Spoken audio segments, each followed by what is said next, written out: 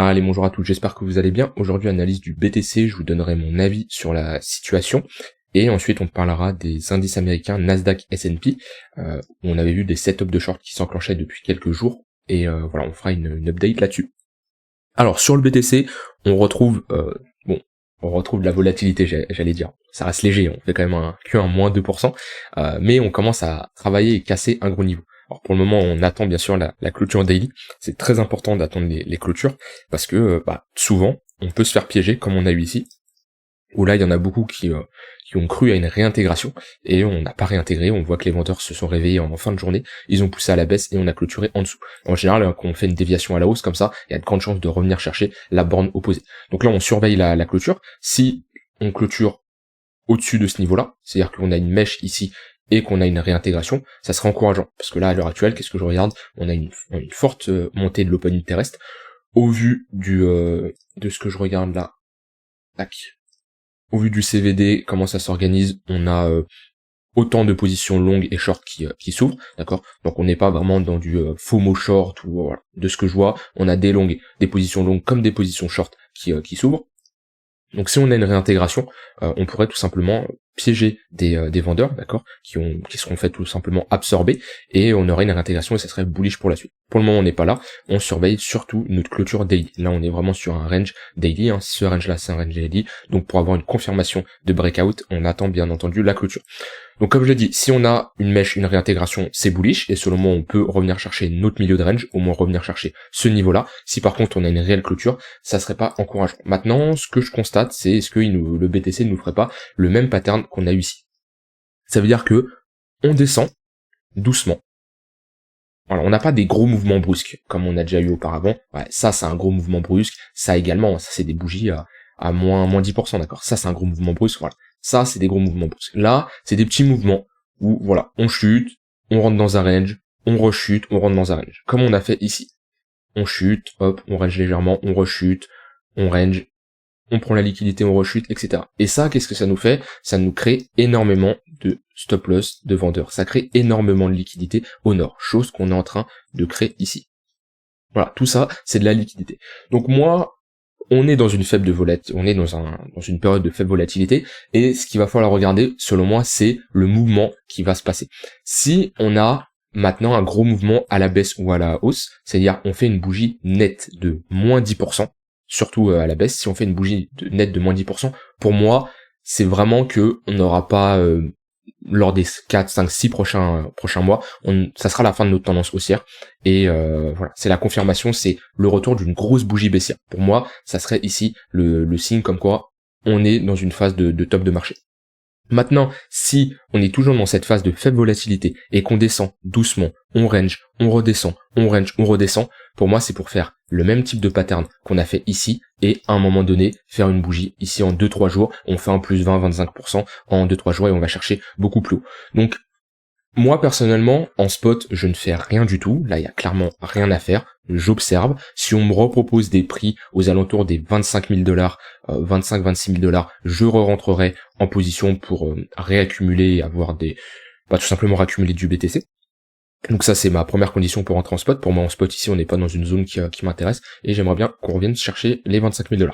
Maintenant ici on a des confirmations quand même de cassure, donc pour accompagner cette tendance, d'accord, on peut chercher à short les replis lorsqu'on vient chercher nos points de repère. Nos points de repère, c'est nos moyennes mobiles, c'est-à-dire notre tunnel 15 minutes, notre tunnel 1 heure et notre tunnel 4 heures. Voilà, ici on a une confirmation de cross, hein, déjà depuis un moment le tunnel 1 heure. Bon là on était dans une phase de range, on voit les moyennes mobiles étaient plates, hein. Je vous rappelle, les moyennes mobiles, quand on est dans une phase de range, on ne les utilise absolument pas.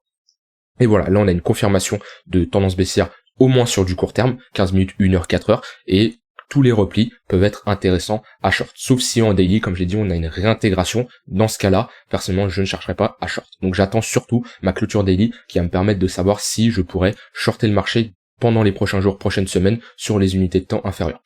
Mais voilà, moi ce que je surveille, c'est ce gros mouvement qui...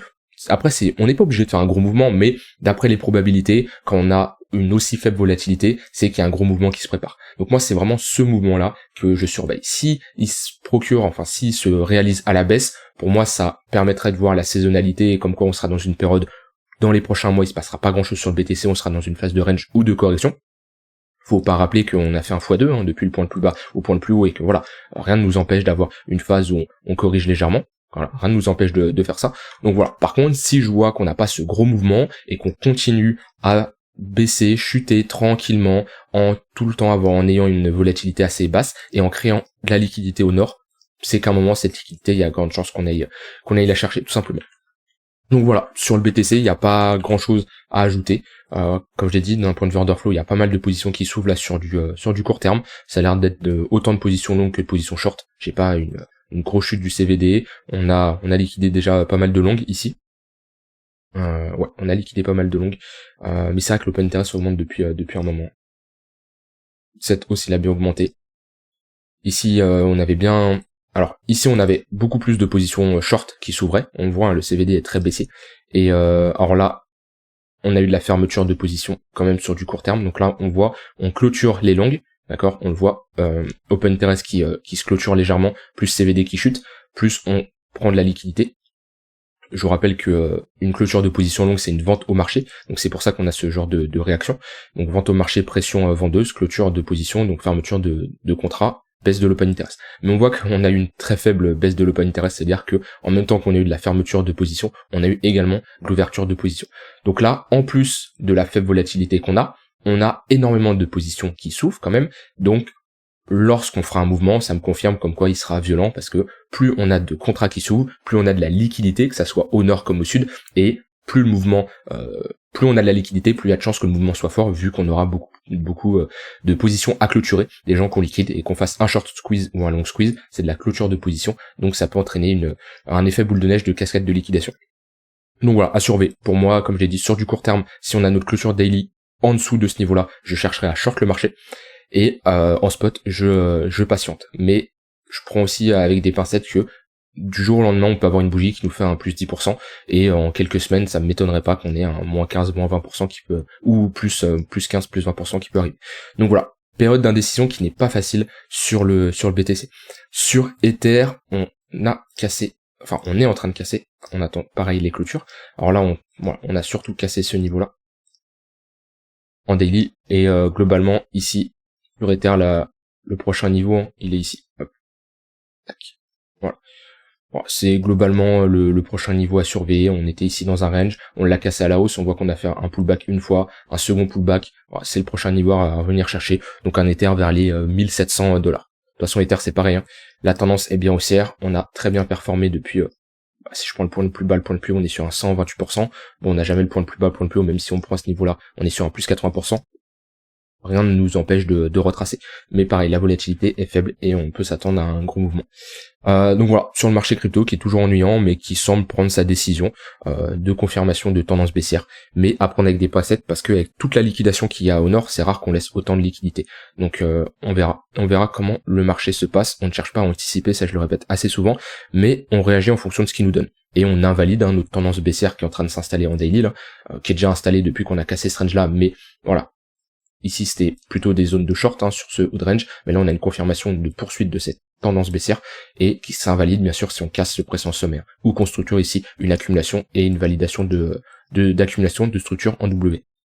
Alors, sur le S&P, donc qui, depuis un moment, est baissier, je vous en avais parlé, c'était ici, où moi, je cherchais des setups de short intéressants pour jouer le prolongement de cette tendance baissière. On le voit bien, à chaque fois qu'on a un repli dans notre tunnel 1 heure, c'est une occasion de le shorter. Donc voilà, pour moi ici, tant qu'on ne repasse pas, alors toujours quand vous traitez une tendance, vous devez avoir des zones d'invalidation, des zones qui vous disent ok, cette fin de tendance s'inverse. Pour moi déjà sur du court terme, tant qu'on repasse pas au-dessus de ce niveau-là, il n'y a pas de premier signe alarmant qui nous dit la tendance s'est arrêtée. Si on commence à réintégrer ce niveau-là, ok, on réintégrerait un niveau.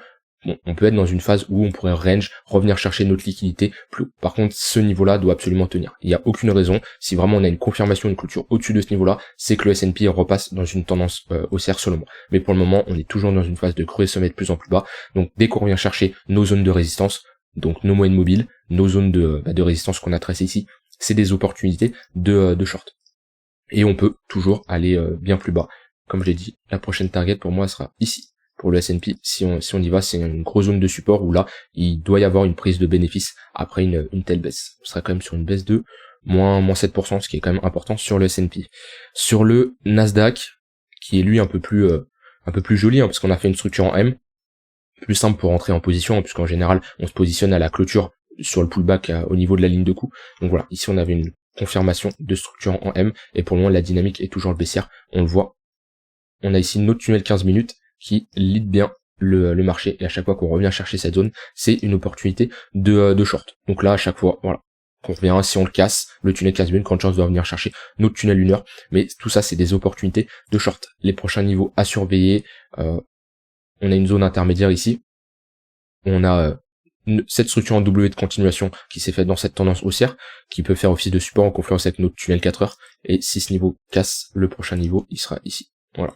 C'est les prochains niveaux à surveiller qui sont censés faire office de support pour le Nasdaq. Mais pour le moment, il est toujours baissier, et c'est pas après une telle hausse, c'est pas proche d'une résistance, enfin proche d'un ATH et sur une résistance qu'on cherche tout simplement à long le marché. Et ça parle beaucoup de DCA sur les actifs en général comme le S&P. Et ce qui est ouf, c'est les gens ils parlent de DCA quand on est toujours au pire endroit. Ici, ça parlait pas de DCA. Ça parlait de catastrophe et de chute et que ça allait être la fin. Et quand on se récupère proche de l'ATH, hein, on est à rien de faire un nouvel ATH. Hein.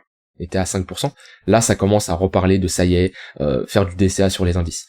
Franchement, si vous voulez faire du DCA, parce qu'on vous promet un S&P à 8% par an, en moyenne, hein, 8% par an, on est dans une tendance haussière depuis 2009, d'accord, rien ne nous empêche au marché de taper un moins 30%, ok, et d'aller chercher des niveaux beaucoup plus bas. Alors, on peut pas aller chercher des niveaux aussi bas, d'accord, on n'aura jamais un moins 80% sur le S&P, ou alors c'est la fin, c'est une crise économique et c'est la fin du monde, mais rien ne nous empêche également de rentrer dans un gros range pendant les 5, 6, 10 prochaines années. Donc faire du DCA proche d'un ATH, pour moi, c'est pas optimisé. Si vous voulez chercher à rentrer en position sur des indices comme ça, faites du DCA intelligent, commencez à faire du DCA après une baisse de moins 20, moins 30%. Ça vous évite de rentrer en position sur des gros niveaux de résistance. C'est un peu la tendance en ce moment, le DCA sur les indices S&P, MSCI World, etc., d'investir chaque semaine, chaque mois, pendant 30-40 ans, et à la retraite d'avoir son million. Je vois ça partout, personnellement. Alors c'est simple de dire ça quand on a un historique aussi bien, c'est sûr, mais voilà, c'est pas parce qu'on a fait 8% par an au cours des dernières années qu'on fera la même chose. Alors, rien ne nous empêche. Admettons on fait ça, admettons on rentre dans un range comme ça. Vous achetez le top en 2000, la prochaine fois vous sortez, c'est 13 ans après. Je pense que avec un peu de connaissances, vous renseignez un minimum, un peu technique ou autre, vous pouvez avoir des points d'entrée beaucoup plus pertinents que sur un ATH et holder pendant 13 ans. Après, si ça vous va de rentrer en position et pendant 13 ans, votre argent est immobilisé, il ne fait rien du tout, vous connaissez des périodes de moins 50%, pourquoi pas? Moi, personnellement, c'est pas ma façon de faire. Donc attendez des crashs qu'on a, voilà. Ici, un moins 25%. Ici encore, ça peut être intéressant, un moins 25%. Alors vous avez jamais le bottom parfait, hein, mais c'est pour faire comprendre que commencer à investir, qu'on a déjà bien retracé sur des gros niveaux de support, weekly voire monthly, et pas qu'on est sur un ATH. Ah, c'était mon conseil, parce que j'en vois beaucoup parler de ce DCA magique qui vous rend millionnaire à la retraite. C'est pas aussi simple, d'accord. Et faites du DCA, mais du DCA intelligemment. D'accord, du DCA sur des retracements de Fibonacci, sur des gros niveaux de support. Voilà, ça à vous de voir, ça, voilà, les 0,382, déjà vous rentrez beaucoup plus bas que sur un ATH, vous rentrez à un près à moins 20%, ce qui est une entrée beaucoup plus professionnelle que de rentrer ici. Donc voilà, ça, c'est à vous de fonctionner, de chercher votre manière de fonctionner, mais attention, rien ne nous empêche, comme j'ai dit, de rentrer dans un range pendant 5-10 ans, comme on a fait auparavant. Voilà, j'ai un d'autre à ajouter sur le BTC, on patiente. On patiente déjà notre clôture daily, ensuite on avisera sur du court terme pour chercher à le short, sur les replis, et méfiance qu'un gros mouvement peut toujours se préparer au vu de la liquidité qui est en train de se créer au nord comme au sud avec l'ouverture de position, plus la faible volatilité.